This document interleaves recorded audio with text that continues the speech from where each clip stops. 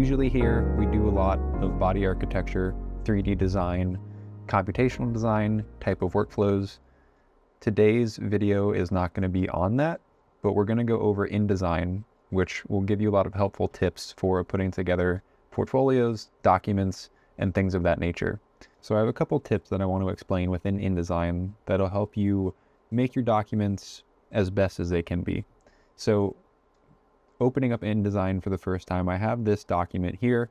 This is a big final project booklet. There's about 146 pages to this. So I want to go over some specific things that'll make your workflow faster, easier, more optimized, and better for physical printing as well.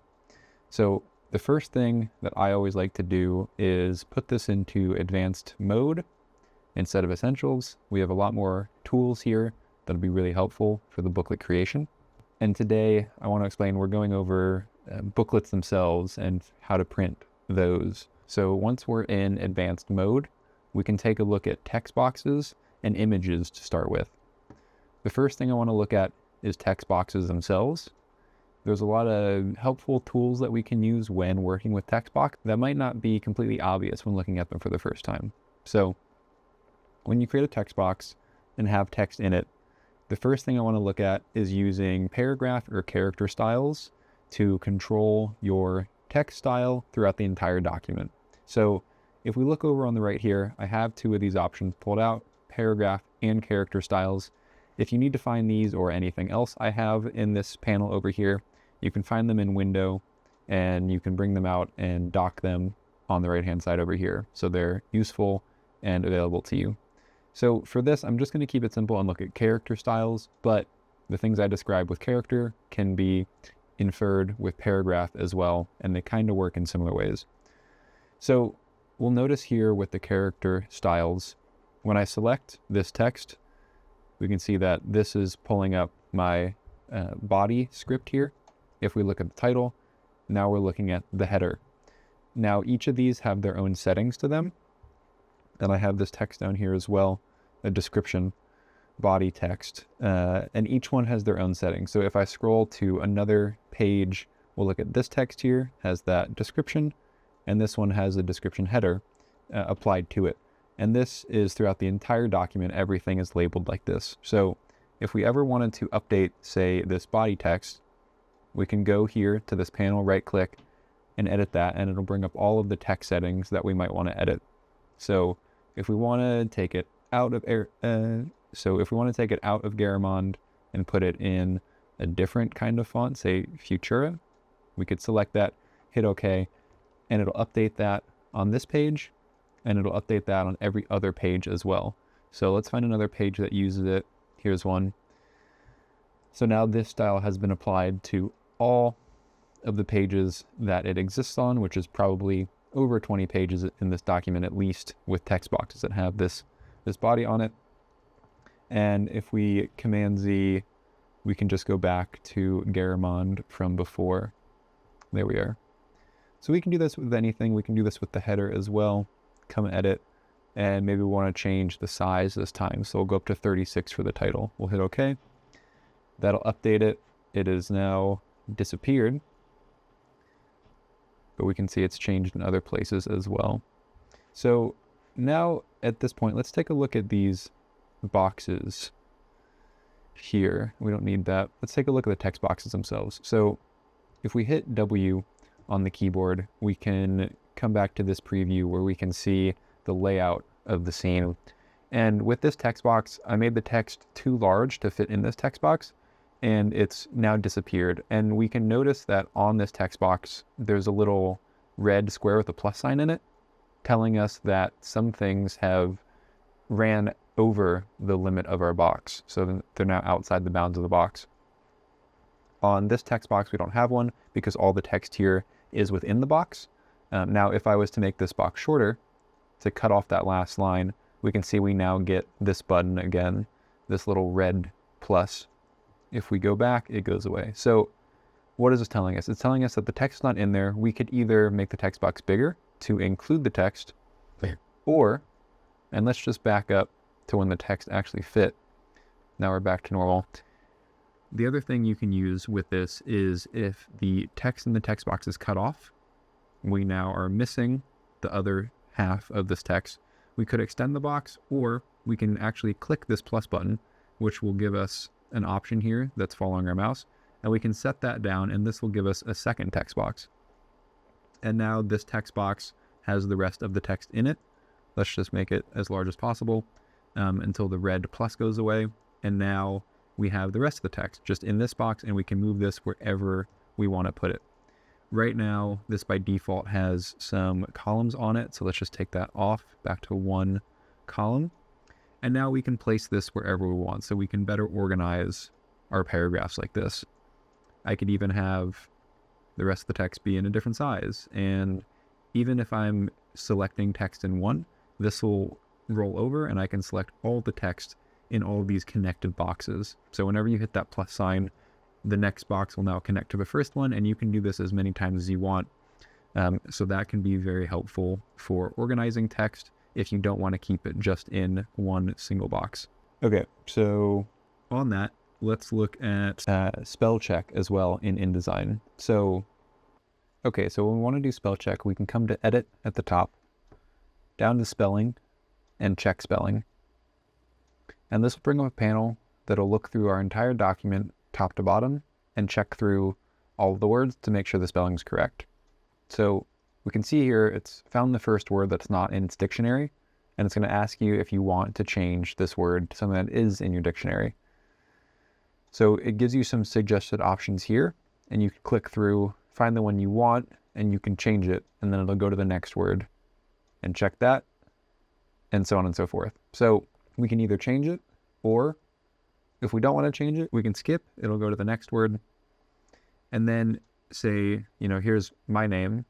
I know this is spelled correct. I could also add it to the dictionary.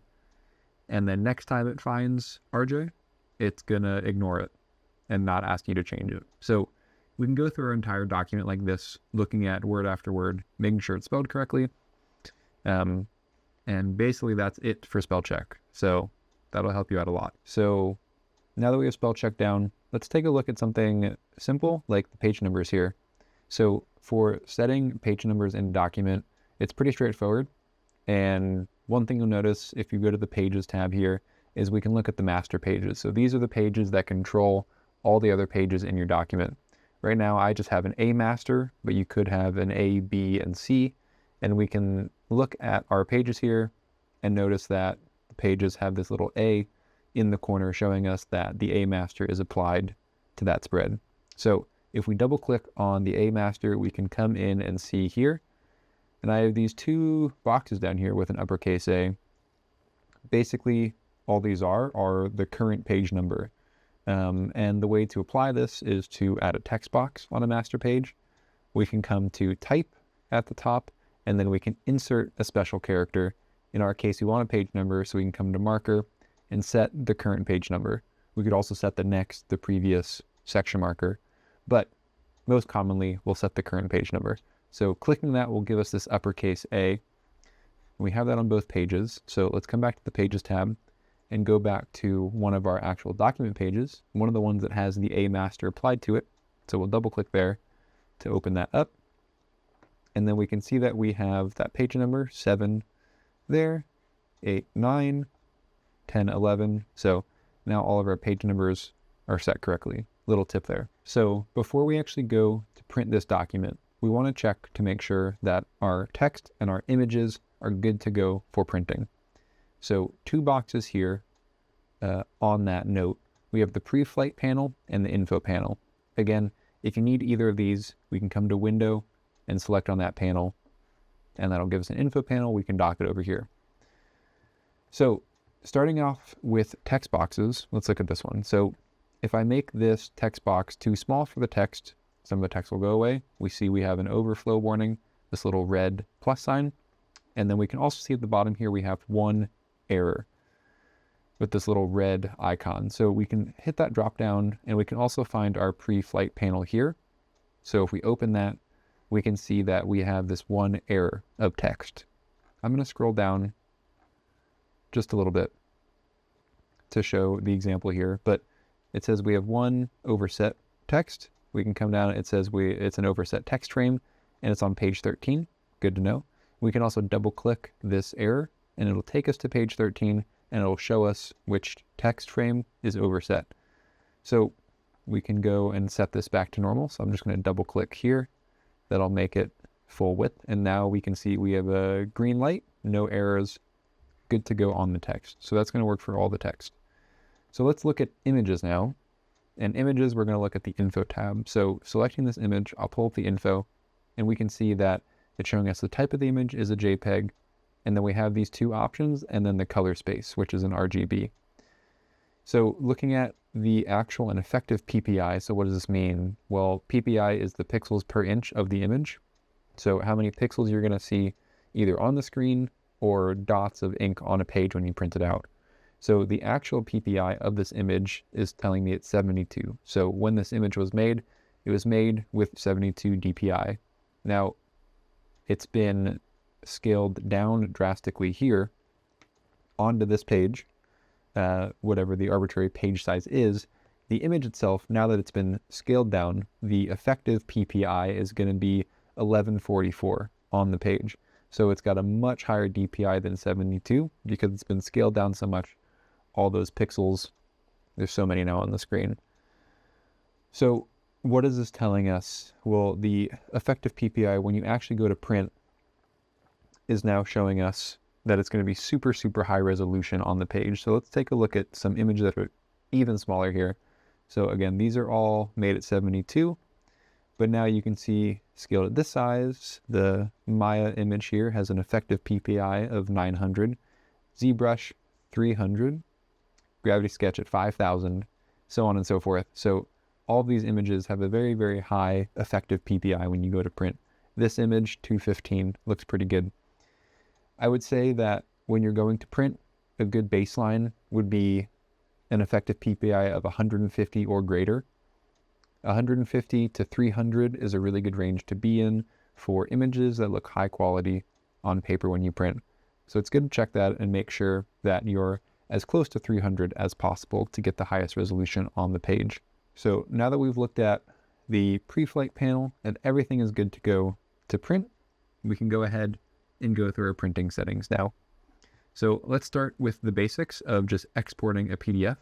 So when we export, we'll want to make sure we select Adobe PDF to print. So we'll hit that and then it'll bring up an export panel here and we can change some options of how we're exporting. So this first page is pretty much up to you. If you want to print all the pages, a select range of pages, if you want to print them as individual pages or as full spreads together, you can set that here, up to you. Compression, we'll take a look at this quick. You shouldn't need to change anything, but we will see that basically for any image above 450 PPI, so that Gravity Sketch logo was about 5,000, that'll get downsampled to 300, which will be a really high resolution for the page, but it's not going to make the file size too massive as a PDF. So everything here looks good. Marks and bleeds, this is up to you if you want to set some other options to help you cut the pages later on, but we'll look at that more in a second when we go to booklet printing. So we'll come back to that. Last important thing here is going to be the output. So the images, the graphics that you're making generally are going to be made with an RGB color space. You're working on a screen that displays in RGB values, so a lot of your images are going to also be in RGB. Now, when we go to print, we're printing in CMYK. That's how most printers work. And to go to CMYK, we'll want to convert all of our RGB color space images to BCMYK so that the colors you see on the screen are as true to life as possible when you go to print. So if you have any true blacks on your screen, we want to make sure that we're printing true blacks on the document. If we're printing any greens or purples, we want to make sure that the color of that green or purple is as close as possible between your screen and the physical page as we can get it. So that's where conversion comes into effect here. So when we set this up, these are the options that I usually have set. First one, convert to destinations, preserving numbers. The second will be the destination. You have a lot of options here. I usually set it to any default CMYK. This will get the basics done for you, and it's pretty good. But you have other options here if you want to be more advanced with it. Last one, include the destination profiles to make sure everything transfers smoothly. With these 3 things set up, you should have a really good conversion from your screen to the page, and your color should be as accurate as we can control for.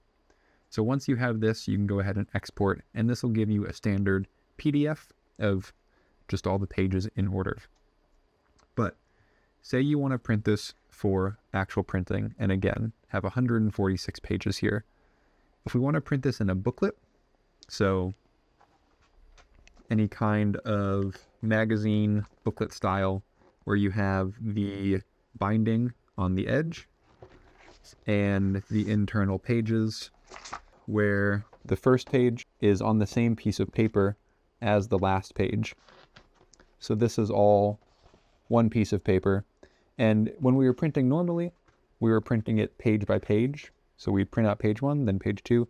In this sense, with booklet printing, we want to print the first page and the last page on the same piece of paper. So when we go and fold that up, all of the pages align and look good when you actually go to bind and booklet print. How do we do that in InDesign going to print? Because having to manually arrange those pages would be just awful. And it's very easy in InDesign. So we can go back to File. Instead of Export this time, we can come down here to the bottom and go to Print Booklet. So this is going to do all the math for you, depending on your page count, to line up all of the pages in the correct way so you can actually do booklet printing correctly. So on the setup here, we're going to select our booklet type. Right now, I'm going to go with 2-up saddle stitch. So if you're making a booklet yourself, this should be pretty easy for you. Everything else is good here. We'll go to the preview and we can actually see what this is going to look like when we go to print. So we see we have a big red box on the side, meaning that there's an error here with how we have our booklet set up to go to print. So we can fix that in the print settings. So with the print settings showing, first page, don't really need to change anything there. On the setup though, this is where the orientation is going to come into play. Right now, the paper size is going to be a letter, which is very tiny. I'm looking at this from a US perspective, so we're measuring in inches here, but I'm going to put this on an 11 by 17 piece of paper. Basically 2 8.5 by 11s together. We have an 11 by 17. So we'll select that paper size, hit OK, see what the visualization shows. And we can see that, okay, the page is large enough now for our booklet to fit on, but it's in the wrong orientation. So we'll come back to print settings, setup, and we'll just rotate it with these buttons here. We'll hit OK to preview it again. And now we have no red, no errors. Everything's fitting on the page. So good to go there. Let's keep moving on to marks and bleed. And the marks and bleeds, if you're not familiar, this is going to help you to cut out your document from the page after you print. So we can see right now on the page, my page sizes themselves do not take up the entire 11 by 17.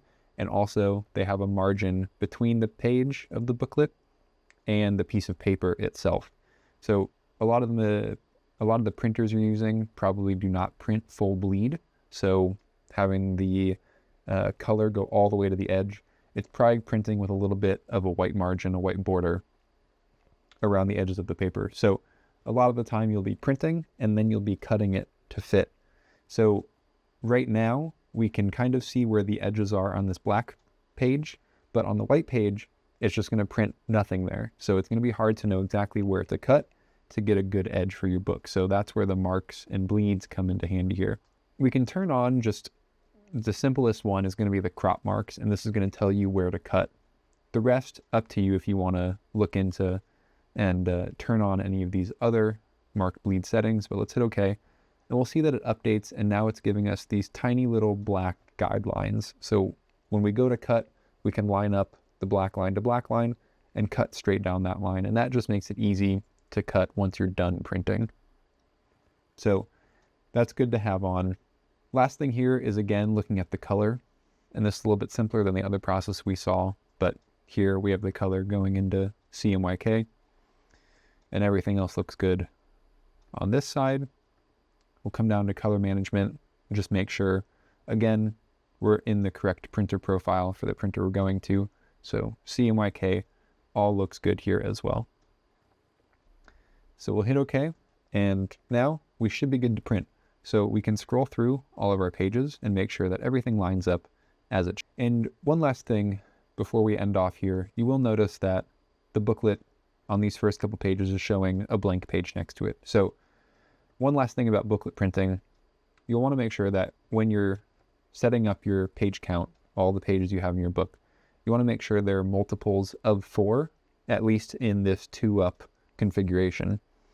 You'll want to make sure the number of pages is a multiple of 4 so that we don't have this blank page issue. 146 divided by 4 does not come out to a whole number. So it's filling it in with these 2 blank pages. So if I was to optimize this document, I would add a couple more pages onto this to get to a full multiply of 4 so that we have content on every single page and we're not stuck with these blank pages. So just a thing to think about when you're setting it up. Make sure your page count is divisible by 4. So now that the whole book looks good, it's on a page, it has the crop marks, it's in a CMYK color space, we can go ahead and go straight to print. So then it should print out all of your pages. When you're on the printer, then you can set front and back printing, so double-sided printing, and that'll be the optimal way to print out a booklet here. So should be good to go on that front. So we've covered everything I wanted to look at today, so hopefully that was helpful. Again, there's a lot of other content on this channel, mainly for 3D, computational design, jewelry, body architecture work. So if that interests you, go take a look at those. I also have a Patreon where I post more files and content about this kind of workflow stuff. So I'll leave a link in the description to look at that as well. But thank you for joining me today. Hopefully this was helpful, and I'll see you in the next video. Bye.